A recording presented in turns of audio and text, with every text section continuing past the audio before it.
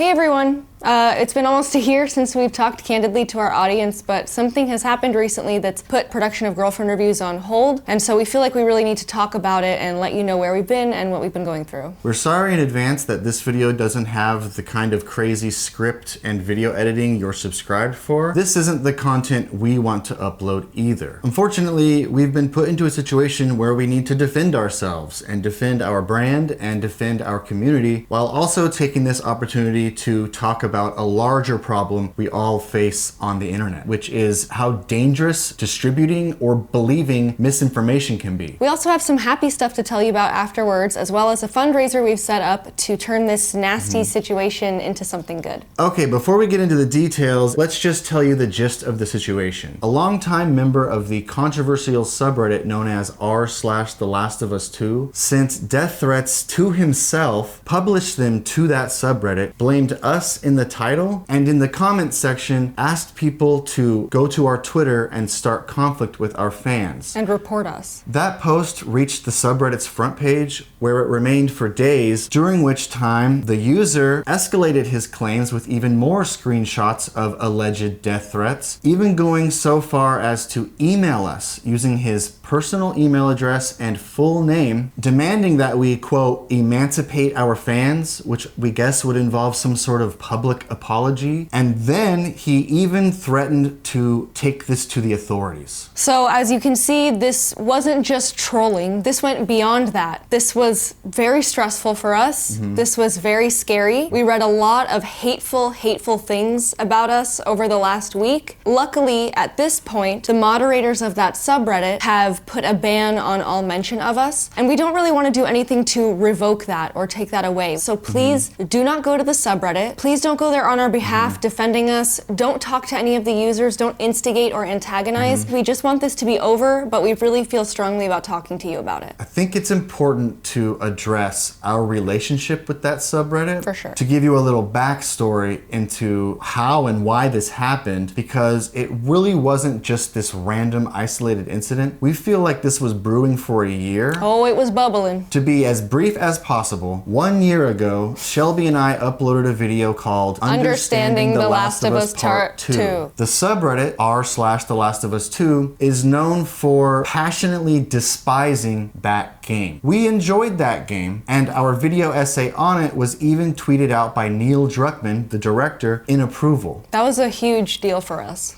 Yeah, that was like awesome. the highlight of our careers. However, that has put us permanently on that subreddit's naughty list, along with Video Game Donkey and Cosmonaut Variety Hour, and probably many others. A lot of the reasons that this subreddit seems to dislike us so much is misinformation. It seems like they took things from our Understanding The Last of Us video, like this. Whether or not it's the story we wanted, this was a bold and monumental undertaking that only a fool would call lazy writing. And took that to mean if you don't like the story, you're stupid. Some people think that just the title of the video alone is implying that if you don't like The Last of Us, it's because you're too stupid to understand it. Even though only a fool is something that you might hear a used car salesman say. Only a fool would miss the bargain at the mattress bargain. Exactly. If we knew that that line would make people feel so offended, we obviously would have never used that. They also thought that this, If you reach the credits and wish you could have killed Abby, even after walking a mile in her shoes, then you may have beat the game you were playing with your controller, but you may have lost the game that Naughty Dog was playing with your soul.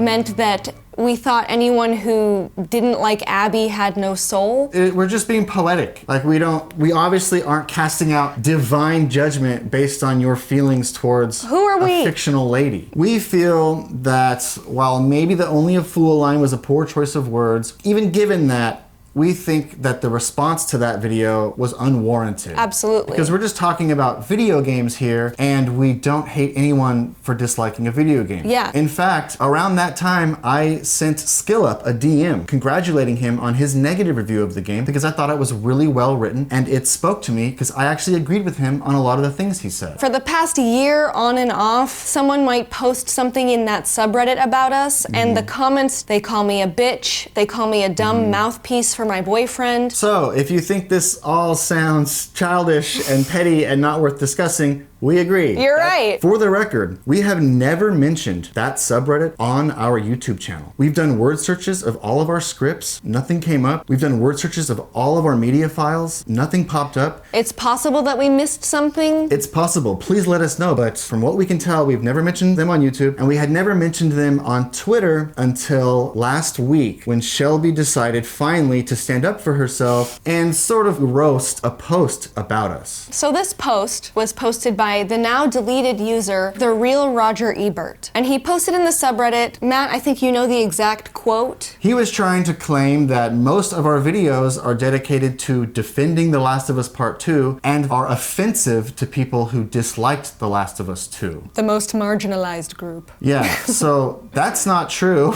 So I took a screenshot of The Real Roger Ebert's post and one of the particularly mean comments in the thread. I censored both of the usernames in the screenshots and I posted them to Twitter because I know that our Twitter followers love when we stick up for ourselves. But never, ever has anything like that we've done caused our audience to go brigade someone or go attack someone. And if we thought that we had nurtured that sort of fan base, first of all, we'd be really disappointed in ourselves. Yeah. And we wouldn't have made a post like that. Right. So the timeline is, we make a video, it made a lot of people mad on a particular subreddit. They sort of bully us and talk bad about us for a year. We clap back once on Twitter, and All then hell someone breaks sends loose. fake death threats to themselves and blames us for it, and then Right. threatens to contact the authorities. After I posted the screenshots, that evening, I believe, The Real Roger Ebert posted another post. And he said, I made a post about girlfriend reviews and have now been getting messages like this. Thanks, girlfriend reviews. And the screenshot he shared, we're sorry.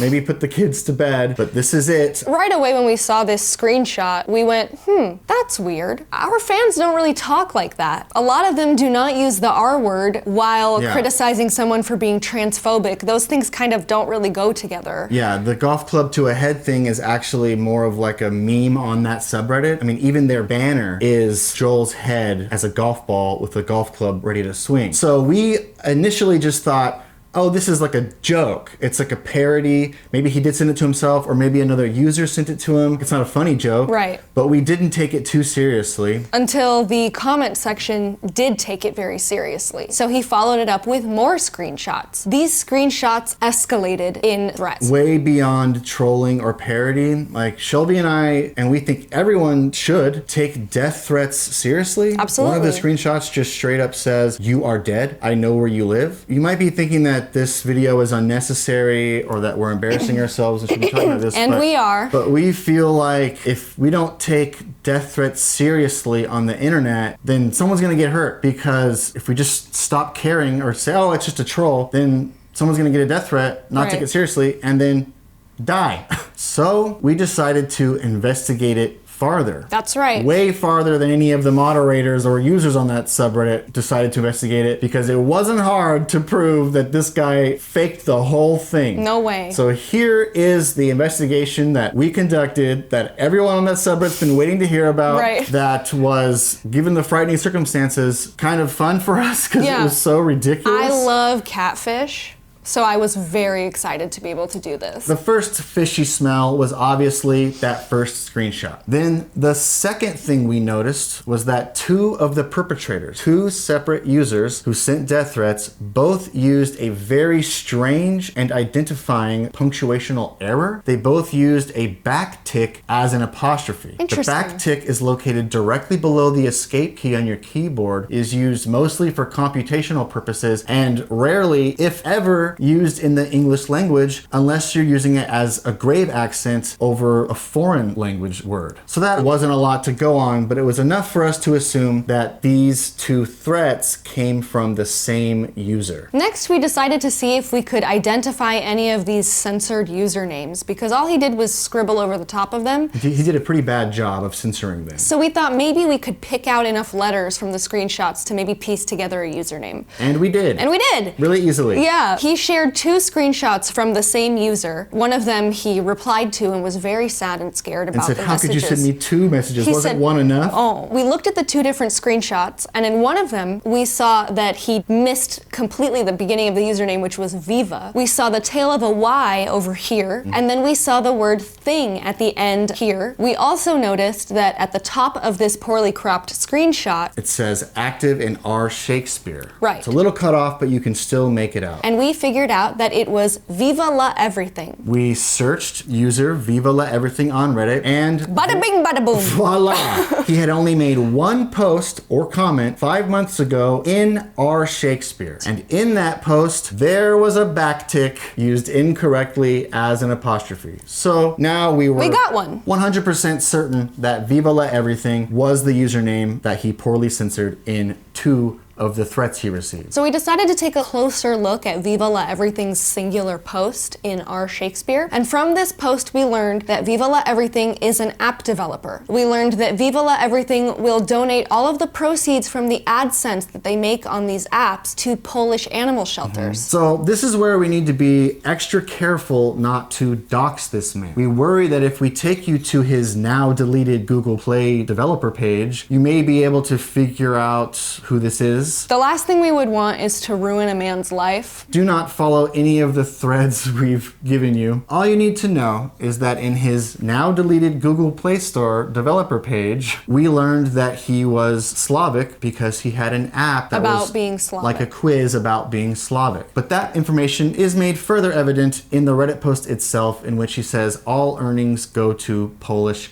animal shelters. So what we learned about this perpetrator is that he may be the other perpetrator based on their incorrect use of a backtick That as an backtick apostrophe. boy. The perpetrator is Slavic, and the perpetrator has a Google AdSense account. Well, do you know who else is Slavic and has a Google AdSense account? The real victim. Roger Ebert. The real Roger Ebert also has a Google AdSense account. He made multiple posts in AdSense and another one in AdMob, and he talked openly about being Slavic. So we have perpetrator and victim who are both Slavic and both have Google AdSense accounts. It could happen. It could happen. It's possible that one of our Slavic fans with a Google AdSense account sent a death threat to another Slavic man with a Google AdSense account. So even though we were 90% sure that the real Roger Ebert fabricated the whole situation in order to defame us or cause us some sort of harm, we dropped it. We decided to let it go. We were just going to let it continue making us sick in the background and making us feel And hope for the best bad. the subreddit wouldn't freak out too much. Exactly. But the real Roger Ebert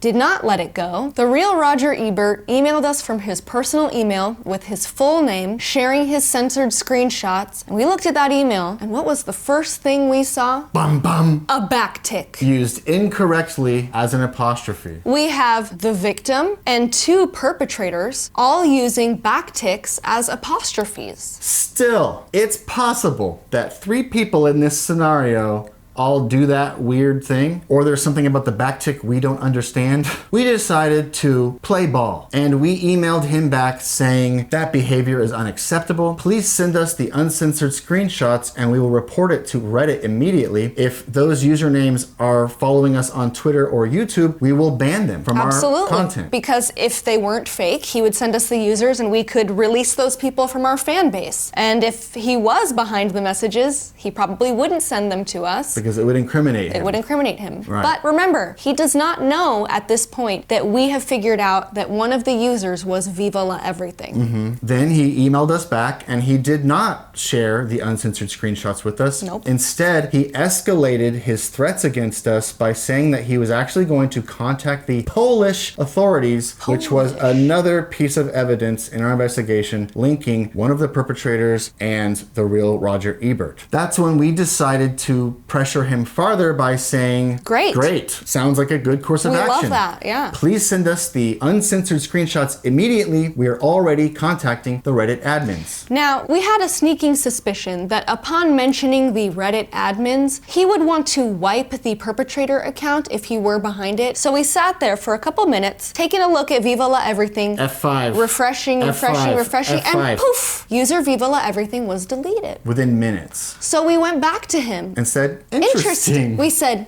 Interesting, Miranda Cosgrove. Right after we sent you that email, the user we were able to identify, user Viva Everything, has deleted their account. Luckily, we've documented everything using screenshots and the Wayback Machine. The person who sent those messages won't get away with it. You have our word. That's right, you have our word. At this point, we knew that he was probably pooping his pants. Right, and would try to delete everything. We started hitting We F5 started again F5ing that Real on the Roger Real Ebert Roger profile, on and the victim. poof! Once again, within minutes, his account was deleted. Now we knew we had smoked the fox out of his hole and the jig was up. So we emailed him one last time, only to find that he had even deleted his own personal email account. We tried to email him on one of our secondary email accounts and it still Does not exist. was not there. He didn't just block us, he deleted his personal email. Then the Google Play Store account, linked to by Viva La Everything, was also removed. So, the Girlfriend Reviews Court of Law finds user The Real Roger Ebert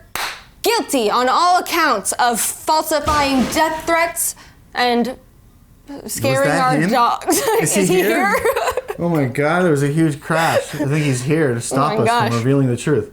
Guilty. To stop the lies and harassment we'd been receiving in emails such as this, we tweeted out that we had caught this man and that we were going to make a video about it. But what happened after is almost as frightening as the initial post. The subreddit did not have any sympathy for us, but started to make posts, and multiple moderators commented in these posts saying she is lying through her teeth. And a lot of the conversation started going in the direction that we had fabricated this whole situation, meaning that we, in December 2020, created a user named The Real Roger Ebert, took a big poop all over The Last of Us 2 for 8 months, and then did this. So they didn't give us any of the benefit of the doubt that they gave this random anonymous weirdo. Right. Instead, they did the opposite, and they continued the smear campaign he started against us for days, saying that we're just doing this for attention and that we need to do anything for clicks. We need to and milk whatever. the sub for views. Or girl. just saying horrible things about us. And so that's what really worried us, was that they doubled down.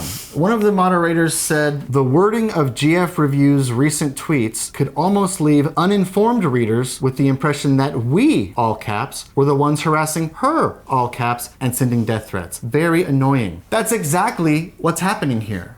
And this guy is spinning it to his members that it's the opposite. So we feel like we've been taking crazy pills, and this is why we feel like we have to make this video. Because it wasn't just one guy who did something stupid and got caught. It's that a large community of people who already disliked us based on what we believe is misinformation were being led to believe by their mighty leaders that we did this, that we're somehow the villains in this situation. Matt actually went into the subreddit and tried to communicate with these people. To make light of it, I even said that we're trying to turn this negative into a positive by donating to a charity that we thought meant a lot to The Real Roger Ebert. And again, I was downvoted. This whole situation is so embarrassing and so stupid, and we hate that we feel like we need to talk about it. I would just like to say this really disrupted our lives. It was not a good time for us. We had a hate mob growing based on some really serious accusations